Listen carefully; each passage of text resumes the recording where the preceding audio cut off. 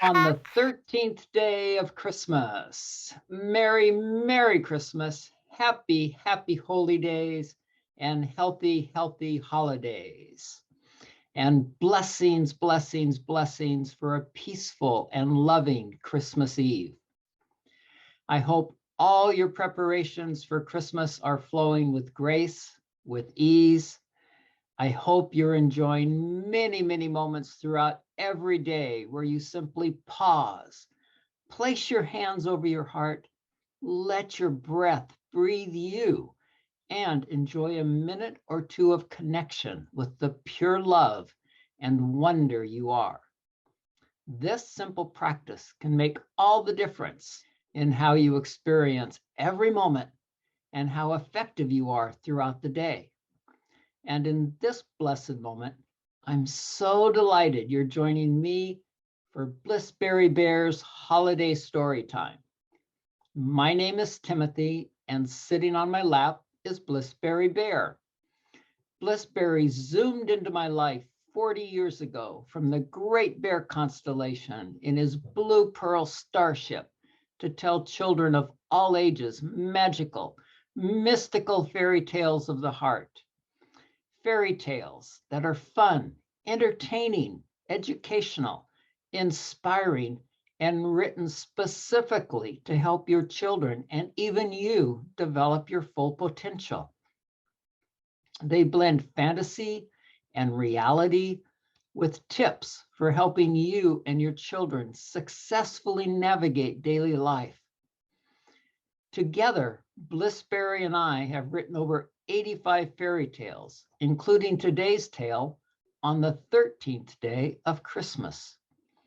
I started writing it exactly 13 days ago, and it was inspired by my friend Deanna Shalor, who gifts her grandnephew a book each of the 12 days of Christmas, with a super duper one on day 12. As you listen, use your imagination to bring the words to life. Creating pictures in your mind builds or increases your creative imagination talents and skills, the same way physical exercising builds your muscles. Listening to fairy tales like this, where you create your own pictures, is the number one proven way to grow your imagination muscles. Did you know a child's level of creativity is the basis on which their entire world and future success is built?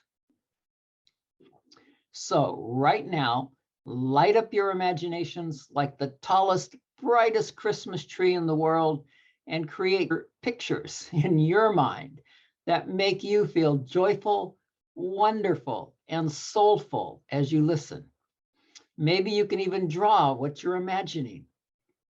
This tale is told by Blissberry's pal, Poet Bear, and is what Goldilocks might call Baby Bear Long. So get comfy, and here we go. Some of my fondest birthday and holiday memories are of receiving books as gifts. It was like getting a treasure chest I could open over and over forever, each time finding a brand new sparkling gem.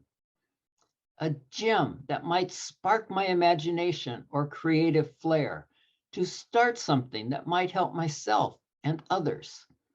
It was like each book was a little packet of secret seeds.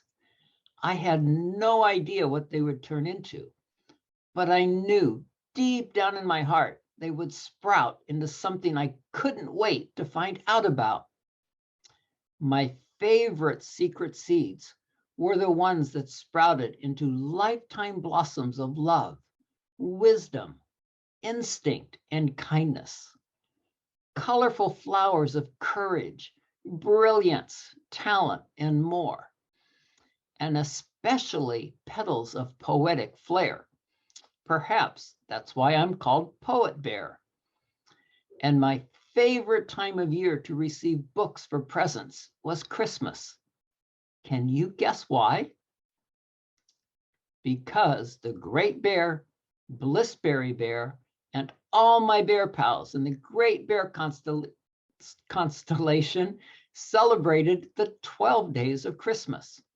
And that meant I received a book every day for 12 days, starting Christmas Day. Hip, hip, hooray! And on January 6th, the day before Epiphany in Christian Christmas celebrations, I always seem to get a very special book surprise. And in 2021, I received a super duper book surprise. The Great Bear gave me a lifetime membership in Blissberry Bears Beyond the Book Club. What a book bonanza that was. My very own library, all at once, almost 100 books. And Blissberry's club is way more than just a book bonanza. Every month, I get to listen to a live story time and build a very special book with other bear cubs in your world and mine. I was so excited and delighted with that forever present. I found myself writing this poem just for you on the 13th day of Christmas. May its many wonderful rhyme-filled seeds of virtues, ideas, and happiness planted among the sentences sprout into dreams come true for you and joy to the world. So, on this very special Christmas Eve, I give to thee the blessings of this poem on the 13th day of Christmas. On my very first Christmas, God did gift to me a soul so blissful and free. On the very next day, God did gift to me my divine feminine and masculine equality, expressed outwardly as a goddess or god me, to accept and embrace in serenity. On the third day of my birth, God gifted me bodies three, a mental, emotional, and physical potpourri, to once again walk on earth delightfully. On the fourth day of my nativity, God blessed me a heart with chambers 4 to kickstart my adventures in the land of relativity. On day 5 of my divine delivery, God bestowed me senses 5, sight, smell, hearing, touch, and one ever so tasty, all to enjoy life, feeling vibrant and oh, so alive. On day 6, just for kicks, God gave me a bag of tricks, concealing my divine treasure, tempting me with pleasure after pleasure. To escape this potential snare, showing love's ever-present care, on day 7, without a moment's hesitation, God gave to me 7 keys to heaven for being my divine expression. Love, all powerful to overcome all fears. Imagination, my music of the spheres. Faith, fortified with a spunky will. Oh, what a combo. Open-mindedness to embrace and grow. Thankfulness, my never-ending ammo. Peace with my body, mind, family, community, culture, and ecology. And above all else, a burning desire to discover God within, free of ideology. On day 8, God gifted me pairs 4 to use as love's ambassador. 2 arms and 2 hands so grand, 2 legs and 2 feet on which to stand. Limbs to walk, run, skip, jump, dance and play, swim, lift, reach, touch, feel, grasp and squeeze day after day, and use in service to humanity in some way. God gave to me on day 9 a brain so powerful and divine, composed of parts 3, divided into unique parts 9. A cerebrum with lobes 4, large as a cantaloupe, so I wouldn't trudge through life as a hopeless dope. And a cerebellum below it, and next to the stem of this tree, a stem with midbrain, pons, and medulla parts 3. And last but not least, a brain cell, unique to you and me, rose hip neurons that can put the brakes on other neuron activity. On the 10th day of my creation, God gave to me in joyful jubilation 2 eyes, ears, nostrils, and lips, all in line, along with 1 tongue and skin so fine, to delight in, but not get addicted with senses 5, so I could thrive, never struggling to survive. God connected my beautiful body all together on day 11 with systems 11, so I'd live in 7th heaven. Skeletal, exocrine, integumentary, muscular, circulatory, endocrine, immune, lymphatic, digestive, excretory, nervous, renal, reproductive, and respiratory. God's divine blueprint for communicatory glory. On the 12th day of my very first Christmas birth, God filled me with 12 virtues of priceless worth, which Plato's protege, Aristotle, put to word 300 years before the birth of Jesus, humanity's divine shepherd.